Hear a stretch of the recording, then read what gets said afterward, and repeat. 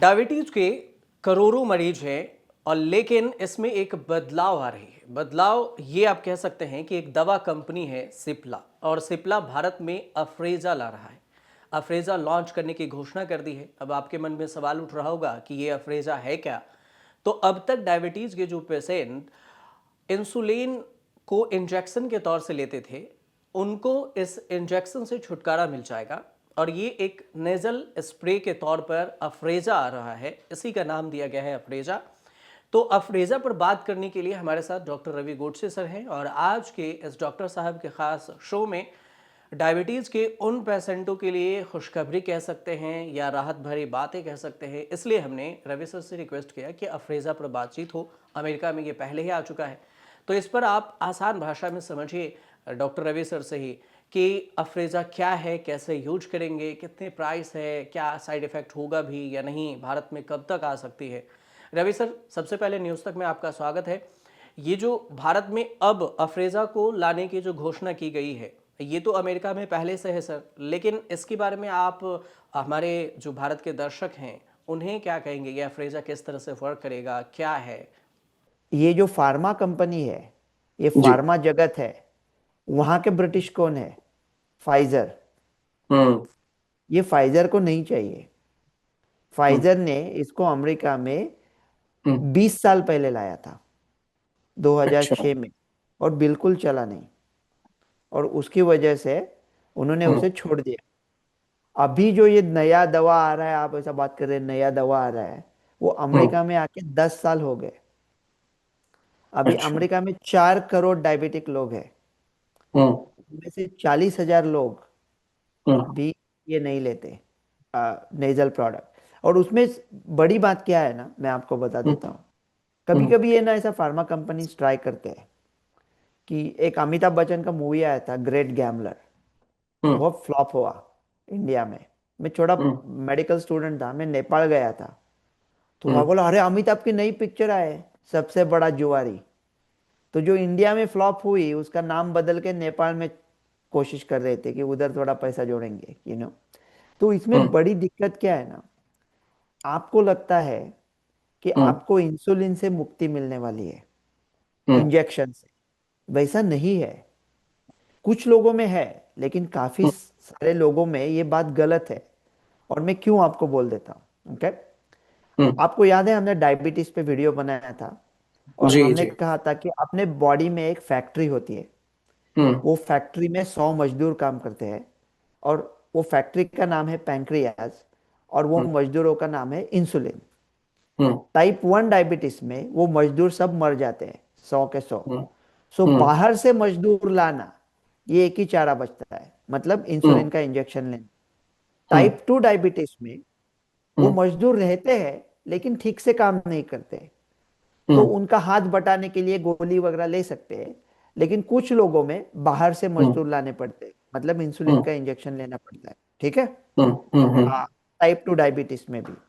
तो अभी ये मजदूरों का काम दो तरह का होता है। एक जो काम 24 घंटा चलता है, जिसको बेसल बोलते हैं, बेसल, 24 घंटा चलने वाला काम। और हम्म। दूसरा होता है बोलस। उसका हम्म। मतलब सडनली ऑर्डर आ जाते हैं और मजदूरों का काम बढ़ जाता है। बोलस का हम्म। मतलब है जब आप खाना खाते हो तब। हम्म। तो एक बेसल का मजदूरों का काम है, और एक है बोलस का। हाँ।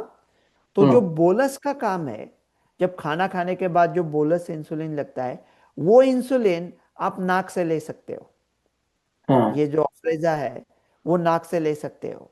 लेकिन जो लोग इंसुलिन लेते हैं, हम्म। उनको दोनों लेना पड़ता है ना, हम्म। बेसल भी लेना पड़ता है और बोलस भी लेना पड़ता है। तो हम्म। बेसल इंसुलिन तो आपको इंजेक्शन ही लेना पड़ेगा। हम्म।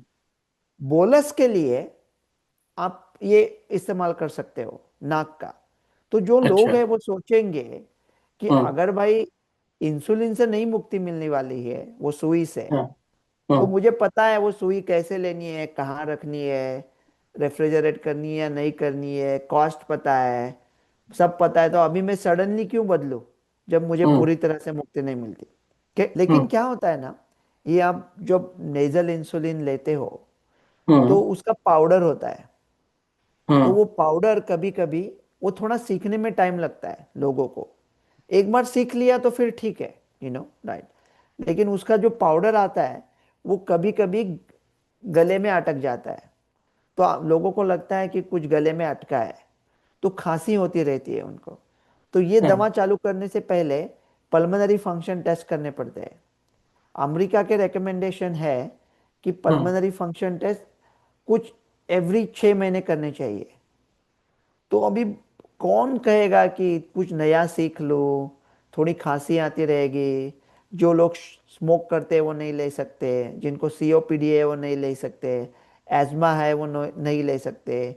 ये लेने के पहले पल्मोनरी फंक्शन टेस्ट करने पड़ेंगे, पल्मोनरी टेस्ट एवरी 6 महीना करना पड़ेंगे।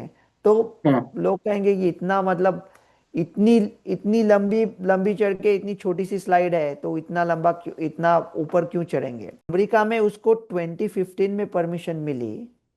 हम्म। तो 10 साल हमारे बाबू लोग क्या कर रहे थे, दूसरे हम्म। ने दिए हुए कागज पढ़ने हैं ना। हम्म। कागज पढ़ने में आपको 10 साल लगते हैं, 10 साल परमिशन पेंडिंग में कागज लगा दिए। पढ़ने में। हाँ, ये दवाई में अच्छी बात क्या है ना, कि हम्म।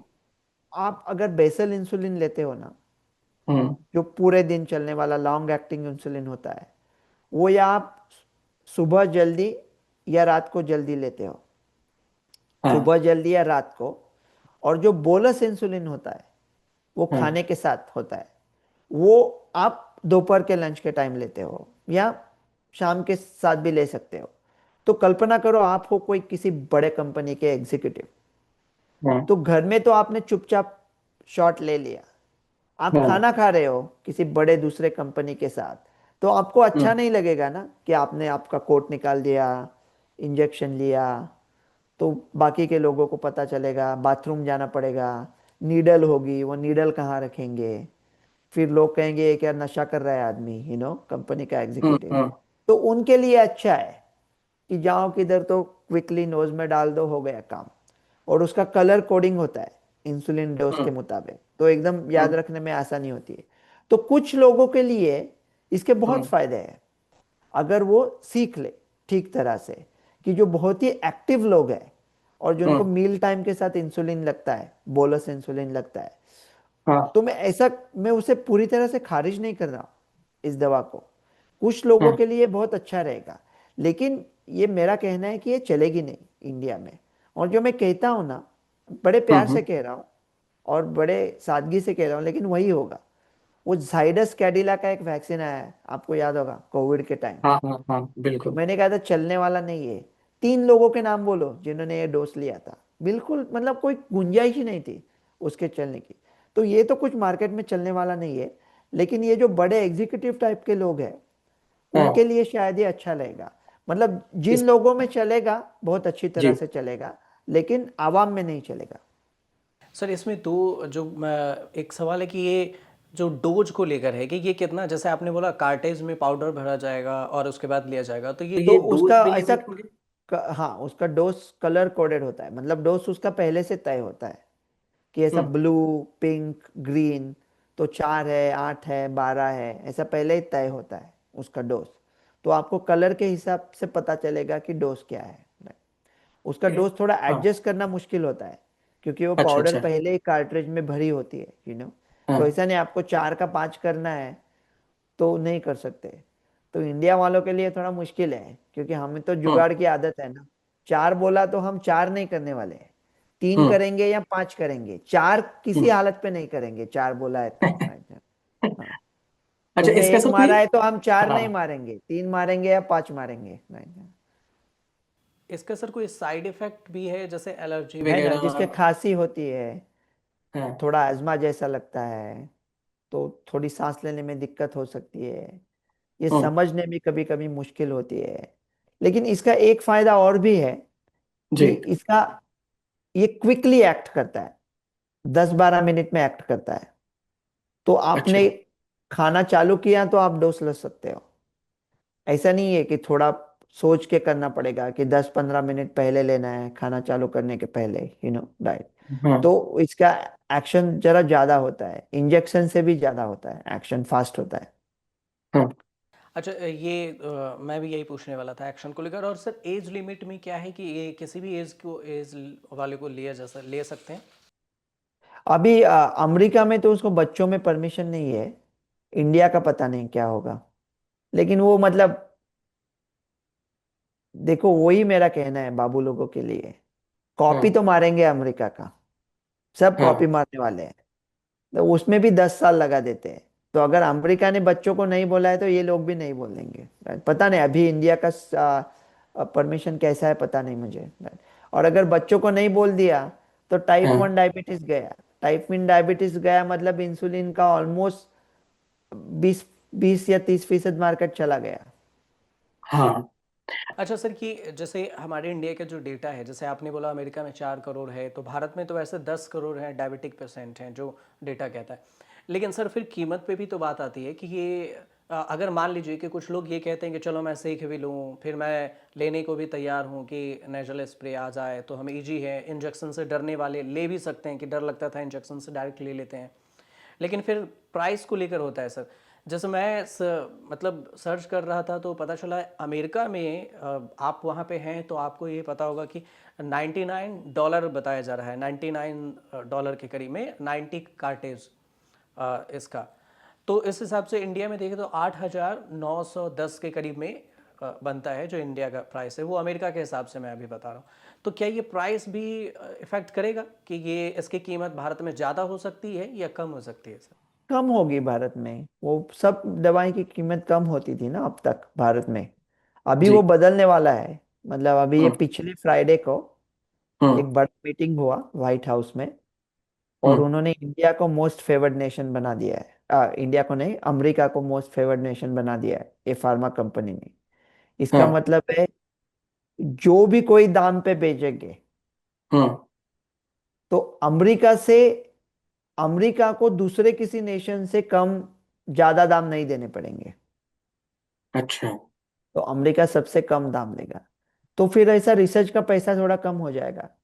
क्योंकि ये जो सब फार्मा कंपनीज है ना, हाँ वो अपने पूरे रिसर्च का पैसा अमेरिका से निकालती है, अमेरिकन कंज्यूमर से। बाकी के हाँ विश्व में तो कम कीमत में बेचते हैं क्योंकि कोई खरीदेगा ही नहीं।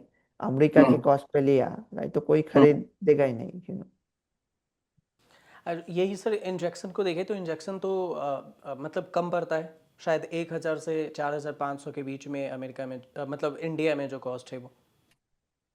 हाँ, लेकिन वही मेरा कहना है ना कि भारत के जी। लोग इतने होशियार है। तो ये हमारी जगह होनी चाहिए विश्व में। अभी हम हम्म लोग ओरिजिनल रिसर्च कम करते हैं। हाँ क्योंकि ओरिजिनल रिसर्च करने वालों की हमारे यहाँ कोई इज्जत नहीं होती, ना हम्म उनको ढंग का पैसा मिलता है। हम्म जो वो ना वो जो अपने एस्ट्रो साइंटिस्ट वगैरह है वो साइकिल पे जाते हैं और अपने हम्म राजनीतिक हेलीकॉप्टर में घूमते हैं। तो हम्म कोई कीमत नहीं है ये रिसर्च हम्म की, इसलिए ज्यादा ओरिजिनल रिसर्च नहीं होता। लेकिन फिर भी एक चीज है, वहां पे इंडिया विश्व पे राज कर सकता है हम्म कि अमेरिका ने कोई रिसर्च करके महंगी चीज बनाई है हम्म तो उसे कम पैसे में वही चीज, हम्म वही क्वालिटी हम्म पूरे विश्व के लिए कैसे लानी है। ये जुगाड़ सिर्फ इंडिया कर सकता है पूरे विश्व के लिए। तो पूरे विश्व का तारनहार हो सकता है इंडिया। तो इस स्पेस में हमें जाना चाहिए अभी कि ऐसी कोई भी दवा, ये तो दवा छोड़ दो, लेकिन ऐसी हाँ कोई भी जो दवा आएगी कि उसे हम्म कम, जैसे अभी जेनेटिक एडिटिंग आ रहा है, जी। क्रिस्पर टेक्नोलॉजी आ रहे हैं, स्टेम सेल ट्रांसप्लांट आ रहा है। तो ऐसे जो सब बड़े चीजें हैं उन्हें हम्म कम पैसे में कैसे बनाना है। और मेरी तो इतनी उम्मीद है कि भारत इतना अच्छा करे। वो मुगले आजम का डायलॉग है ना, कनीज हम्म ये देखना चाहती है कि अफसाने हकीकत में कैसे बदले जाते हैं। तो मेरी उम्मीद है कि भारत ये अफसाने को हकीकत में बदल दे और ऐसा कुछ पूरे विश्व के लिए करके दिखाए। सर एक स्टेटमेंट आपको बताता हूँ, सिप्ला के जो ग्लोबल चीफ ऑपरेटिंग ऑफिसर हैं, COO अचिन गुप्ता हैं, इनका ये कहना है कि थेरेपी इंजेक्शन जो हम ये जो ला रहे हैं उसका डर ख़त्म होगा इससे, इस नोजल स्प्रे से। और हमारा मेन मकसद है कि इंजेक्शन का डर लोगों के मन से निकालना, कि वो इंजेक्शन से डरते हैं वो निकल जाए, और डायबिटीज़ मैनेजमेंट को आसान बनाना है।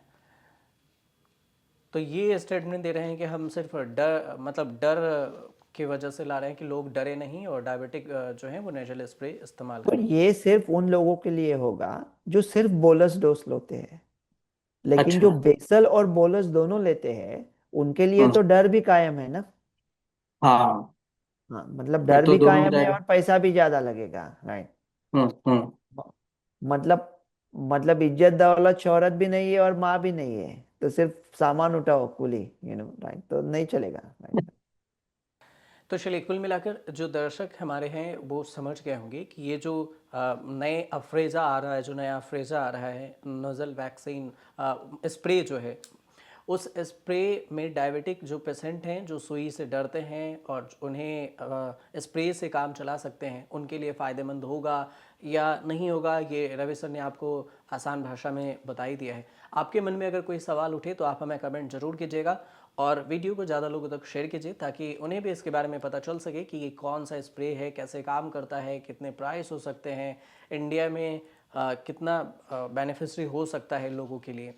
फ़िलहाल आज के लिए इतना ही। अगले सप्ताह एक नई एपिसोड लेकर फिर से आपके सामने आएंगे, उस पर नए टॉपिक पर बातचीत होगी। तब तक हमें और डॉक्टर रवि सर को दीजिए इजाज़त। नमस्कार। Thank you sir. Thank you.